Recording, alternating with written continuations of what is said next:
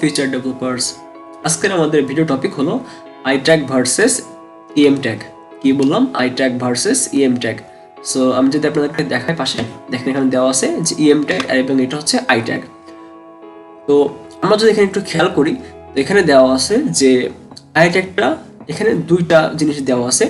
একটা হলো the HTML I element defines a part of text in an alternate voice or mood. যে HTML এর যে I এলিমেন্টটা আছে বা ট্যাগটা আছে, সেটা কি করে, সেটা একটা টেক্সটকে একটা অল্টারনেট ভয়েসে বা মুডের মানে মুডে ডিফাইন করে আর কি।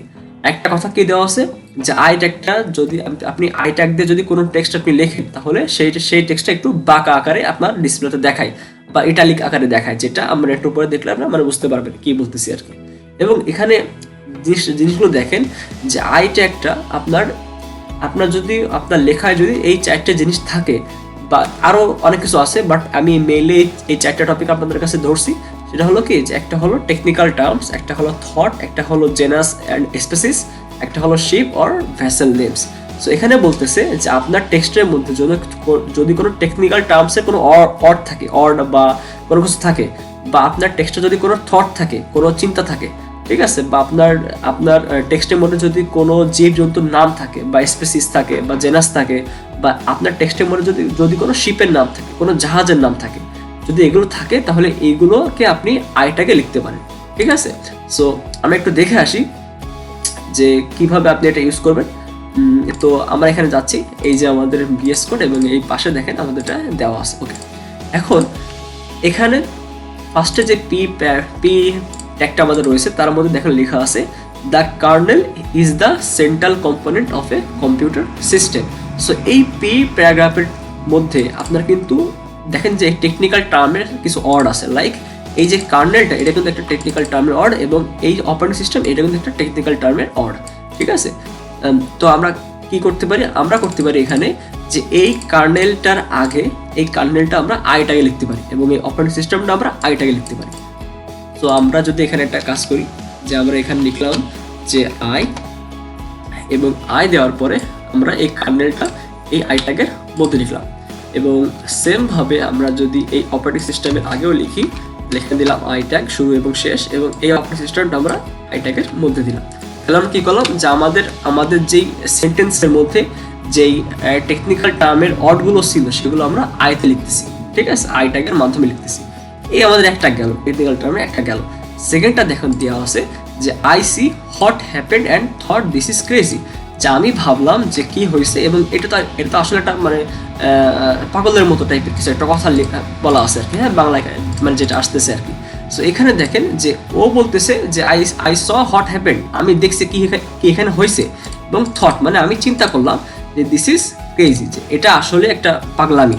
ঠিক আছে, সো ও কি করছে, এই দিস ইজ ক্রেজি, এটা একটা পাগলামি, এটা কিন্তু ও ভাবতেছে ওর ব্রেনে, বা ও যাই হোক ও এটা ভাবতেছে, মানে ওটা থট করতেছে। সো এই যে থট করার যেই জিনিসটা, এই যে দিস ইজ ক্রেজি, সো এটা আমি বললাম যে যদি কোনো থট আপনার সেন্টেন্সের মধ্যে যদি কোনো কিছু থাকে, যে ও ভাবনা চিন্তা করতেছে বা কোনো থট করতেছে, তাহলে সেই থটটাকে আপনি আই ট্যাগের মধ্যে লিখতে পারেন।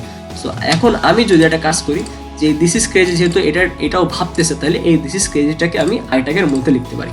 তাহলে আমি এর আগে একটা আই ট্যাগ দিলাম, এবং আই ট্যাগ শুরু শেষ করলাম, এবং এই দিস ইজ ক্রেজিটা আমি কি করব, এই আই ট্যাগের মধ্যে দিয়ে দিলাম। ঠিক আছে, তাহলে এটা আমার কমপ্লিট হয়ে গেল। ওকে, দের কি আসতেছে, the Titanic was the product of intense competition. So আগেরটাতে ছিল তো একটা থট, এবং নিচেরটাতে দেখেন কি আছে, নিচেরটাতে দেখেন একটা জাহাজের নাম আছে, কি টাইটানিক, যেটা আমরা সবাই জানি যে টাইটানিক বহুত আগে জাহাজ। সো এই যেহেতু এখানে একটা জাহাজের নাম আছে, সো এই টাইটানিকটা আমরা কিন্তু একটা আই ট্যাগের মধ্যে লিখতে পারি। আমি এখানে লিখলাম আই, এবং আই ট্যাগের মধ্যে যাওয়ার পর আমি যদি এখানে লিখি টাইটানিকটা যদি আমরা মধ্যে দিয়ে দিই, তাহলে এটা এর মধ্যে হয়ে গেল। ঠিক আছে, এবং লাস্টে কি আছে, দ্য টাইগার, এই নামটাও কিন্তু একটা স্পেসিসের নাম। হ্যাঁ, সো আমরা এই ট্যাগেরটাও কিন্তু আমি বলছি তো স্পেসিস বা জেনাস থাকতে পারে, সেটা থাকলে আপনারা ওটা আই ট্যাগের মধ্যে নিতে পারেন। তাহলে এই ট্যাগেরটাও সেম, তাহলে আমরা ট্যাগেরটাও আমরা আই ট্যাগের মধ্যে দিলাম।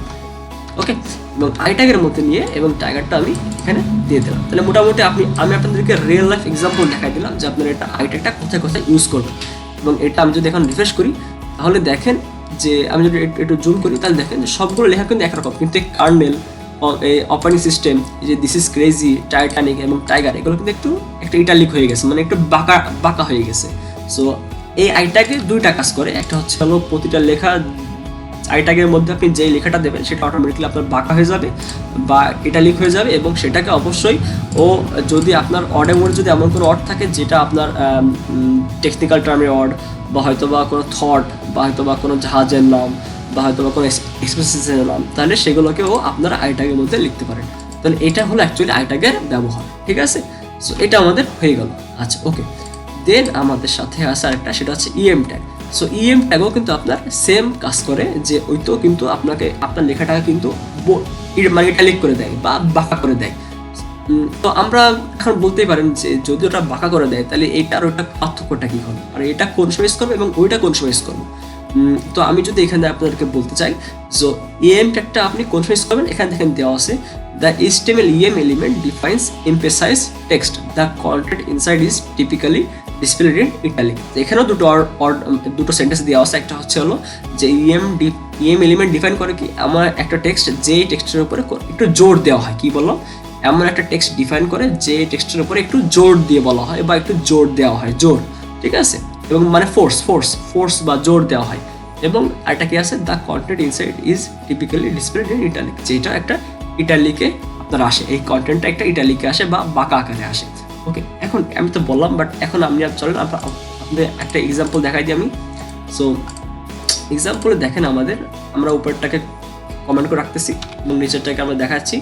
সো নিচেরটা আমরা একটু অন করে দিচ্ছি, কমেন্ট অফ করে দিলাম এখানে নিচেরটাই, এবং আমরা এখন যদি দেখি তাহলে দেখবেন শুধু নিচেরটা আছে। এখন এখানে যদি একটু খেয়াল করে দেখেন যে এখানে অর্থ প্রায় 4টে আছে, এখানে না 5টা মেবি, 1 2 3 4 5টা ওয়ার্ড আছে উপরেরটাই, যে this is not a joke, ঠিক আছে। তো এখানে আমরা কোন অর্থটা পরে একটু বেশি মানে জোর দিচ্ছি বলেন দিন, this is not a joke, কি নট, এই নটের উপরে আমরা কিন্তু একটু ফোর্স দিচ্ছি বা একটু জোর করে বলতেছি। সো এই নটটাকে আমরা কিন্তু ইএমটাকে লিখতে পারি। সো আমি এখানে ইএম দিলাম এবং ইএম এর মধ্যে আমরা এই নটটাকে দিয়ে দিলাম। তাহলে এখানে কি আসলো, this is not a joke, এই যে নটটাকে আমরা কিন্তু একটু ফোর্স দিয়ে বলতেছি, একটু জোর করে বলতেছি। সো এটা আমরা ইএম ট্যাগের মধ্যে লিখতে পারি, এবং এটাই হচ্ছে ইএম ট্যাগের কাজ। এবং যখন দেখেন আমি যদি লিখছি না ইএম ট্যাগে, তাহলে দেখেন নটটা কিন্তু একটু বাঁকা হয়ে গেছে। সো বাঁকাও হয়ে গেল, এবং যেটা জোর দিয়ে বলতেছি সেটাও আমি ইএম ট্যাগের মধ্যে লিখলাম, ঠিক আছে। এবং নিচেরটা কি আছে, উই হ্যাভ টু লিভ নাও, কি আছে, উই হ্যাভ টু লিভ নাও, মানে এই নাওয়ার পরে আমি কিন্তু একটু জোর দিচ্ছি, একটু কিন্তু ফোর্স দিচ্ছি।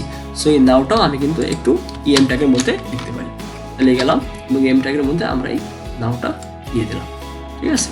সো এখানে দিয়ে দিলাম, দিয়ে দেওয়ার পরে এখন দেখেন এখন কিন্তু এটা নাওটা কিন্তু বাঁকা হয়ে গেছে।